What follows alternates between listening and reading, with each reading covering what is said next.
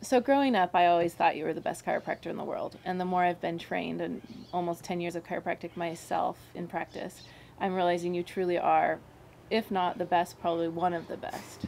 So tell us about your training and how you look at things differently and how you've kind of come to where you are now, Daughters are easily pleased. or brainwashed. Yeah, there's nothing particularly special or unique. There's very, very good chiropractors all over the world.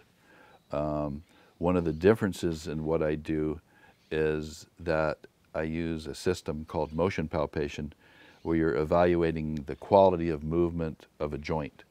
Mm-hmm. And so you're looking at function, and when you decide on what treatment regimen you're going to use, your concept is you're restoring function.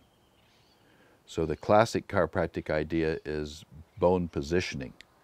So the early chiropractors had a concept of bones out of place, which they took from the bone setters all over Europe and what have you, that were setting bones way before chiropractic. And when they heard the crack, they thought the bone was being replaced. They didn't understand all the vacuum phenomena and the neurological ramifications. So they felt that the bone was being repositioned. The early osteopaths and the early chiropractors had that same model of bone positioning. And many chiropractors now still use the concept that a bone is out of line, they're going to put it back in, the spine is out of line, and so they try to align the spine. They try to get things straightened out.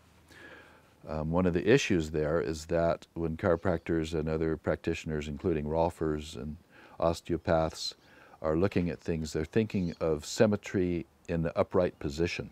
Mm-hmm. So they're looking at the spine as a string of bones which should all be lined up. And the x-ray is taken in a standing position and it's evaluated for curvature or what they'll consider misalignment. But the question is, on a functional level, how many times a day, how many seconds a day is a person standing upright in the Buckingham Palace Guards position? So if I am like this, why can't you analyze my spine in this position? Why do I have to be in the upright position? See, is my hand now to be analyzed in this position? What happens if I do this? Are my bones out of line? Right. Are my bones really out of line? How are you going to evaluate the function of my hand joints? Right. So how are you going to evaluate the function of joints of the spine? Because bones are innocent. There's no alignment of bones. There is no such thing as bone position. Mm-hmm.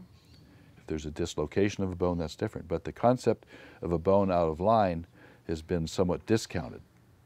And so what the chiropractor is doing is actually restoring function to the joint, restoring the normal nerve pattern, but it's not done by alignment. It's done by changing the joint's motion, Mm-hmm. normalizing the joint movement. So my only expertise there is that I'm actually pretty good at analyzing joint mobility with the motion palpation. So I'm more able to know what not to do many times and what the quality of the actual fixation is. Right. But there's good chiropractors all over. There's excellent ones in this community.